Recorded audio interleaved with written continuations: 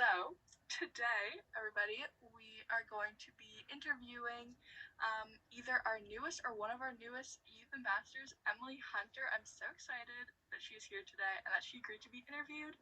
And without further ado, let's just get started. So, do you want to tell us a little bit about yourself? My name is Emily Hunter. I'm from Prince Edward Island, small farming community. I'm 17 years old and I'm currently going to high school. Awesome. So being one of the newest members of Digitally Lit, how are you liking the job so far, and what has your experience been? I am absolutely loving this job so far, I'm not going to lie. My experience has been, amazing. Everybody I've spoken to so far who's involved in this has been really supportive. It's been so nice and helpful, and, it's like a dream job for me. That's awesome. That's how I felt. Everybody's just so nice and just, it's like a family. And welcoming. They're all just naturally so welcoming. So how did you find out about Digitally Lit? One of the teachers at my school, his wife is an author, and she had heard about the program and heard that they were looking for people from Prince Edward Island. So they actually kind of talked to a couple of us, book kids, the book nerds in the library, and they told us about it through the school librarian. That's awesome. When do you think you first got a passion for reading? Probably when I was a child. I've seen my dad reading a lot. Most of the books in my book collection are from my dad. He was a huge reader, so he definitely inspired me as a child to read books, probably around the age of 4 or 5, definitely. Besides reading, what are your other hobbies? I'm big into music. I play a lot of instruments. I'm big into photography and working. I work a lot, but music is definitely the biggest one. I've got a lot of instruments at home. Awesome. What do you play? Kind of depends on the day. Usually when I'm at school, I play the clarinet or the flute, and then I come home and it's called an Appalachian dulcimer. It's like a folk instrument that's stringed. I love it. I play that a lot. That's very cool. Out of our 4 core values at Digitally Lit, which do you think speaks to you the most? I find equity and collaboration was definitely a big one. Representing everybody from all backgrounds and giving that same welcoming space and working in welcoming space has definitely been, that was the one that I connected with most. Yes, I love how we're all from different cultures and we're just collaborative with our love for books. Yeah, that's the thing that connects us, which is amazing. What do you love most about your job with Digitally Lit? Probably the people around me. I've made so many little friends and stuff so far, just talking to everybody already in the program, and they give me advice, and that would lead to me talking to them more on a personal level, and it's definitely been one of the perks of this. Yeah. What do you hope to accomplish with your job at Digitally Lit? I find a lot of the people around me are loving books, but they're not very familiar with the people around them who write books. So I'm kind of hoping having a social media presence and having the opportunity to be involved in a program such as this, I can kind of be you love this really popular book by an author from somewhere in a bigger place like Vancouver or Washington, and I can kind of take that and be this local author, they've been writing books for years and this book's kind of similar, I hope you'll read it. That's definitely what I've been trying to push to do. I love when people they actually read your recommendation. They're like, wow, that's so good. Yeah. If you had to be stranded on a deserted island with only one book from any of the 5 publishers with Digitally Lit, which would you choose and why?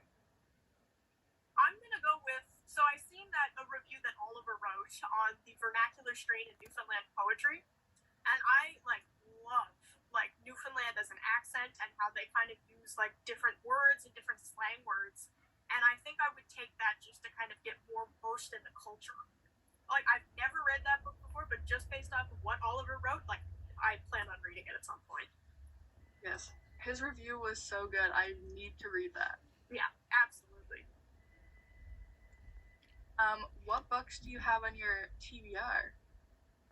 So it's a very long list so far, so I've kind of condensed it down to a couple. A Distorted Revolution by Jason Murray. That one's from Nimbus Publishing. That's been on the list since I started. A History of Disaster by Ken Smith from Nimbus Publishing. That's also been on the list for a while. And my book that I think I'm going to read next is called Too Dumb for Democracy by David Moscroft. And that's a Goose Lane book, and I think I'm going to go for that one next. Nice. I haven't read any of those, and they all sound good. They're like, there's just so many books to choose from. Yeah, too many. Like, looking at the catalogs, I just get overwhelmed because I'm like, I need that right there. Yeah, and then there's so many arcs, and like, you can read the arcs too, because yeah, so many. Do you have a specific way you like choose your next read, or is it just like random? I find it's very randomized. Like, I'll look at the catalog and I have a list going so far of what I'd like to read, but then it kind of depends on the day. So if I'm in the mood for like a good history book, I'll kind of be like, all right, like, I'm gonna read this. Yeah, I'm also a mood reader. I have like 10 different books on the go. Yeah. Can't choose one. What is your favorite genre of books? I'm a big horror reader. I have like horror books galore. Like, I love Stephen King. That's yeah. Like, half of the books on my shelf are just Stephen King books. Like, that's definitely my go-to genre. What is your favorite platform to promote digitally lit on? I find Instagram is probably my favorite, just because like you can post videos, you can post just text, like you can kind of do like anything. Whereas like something like TikTok, I have absolutely no clue how to use it. I'm not going to lie. And the videos kind of confuse me sometimes, so I'm still kind of working through that. But yeah. I think everybody has an Instagram. It's just like so versatile. Oh yeah. What are some ways that you support local, and how do you think Digitally Lit helps promote supporting local? So when I support local, I tend to go to like local bookshops. I have like 3 bookshops that I mainly go to, like the Bookmark in Charlottetown and the Book Emporium being the big 2, just because they're the best places to get good priced local books. And with like Digitally Lit supporting local, like my experience has been like seeing their Instagram page and just being like, oh, like that book looks cool. Like, I need to get that book from a local author. Like, that's how I've been, yeah. Did you take Oliver's quiz by any chance? Were you there? I did. You did? What were your results? I feel like I got hopeless romantic, I want to say.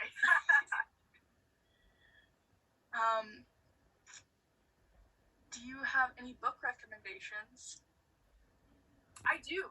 I recently just finished reading The Ballad of Jacob Peck by Deborah Komar, and like 10 out of 10, this is like a big recommend. It's so big into like local history, and like it mentions a whole lot about like where I'm from, Prince Edward Island, and some of the history of like our indigenous culture, and it's just like, it is amazing. I love it. It was awesome. I saw your review and I was like, that's phenomenal. Love that. That's all the questions I had. Is there anything else you would like to say? No, I think I'm okay.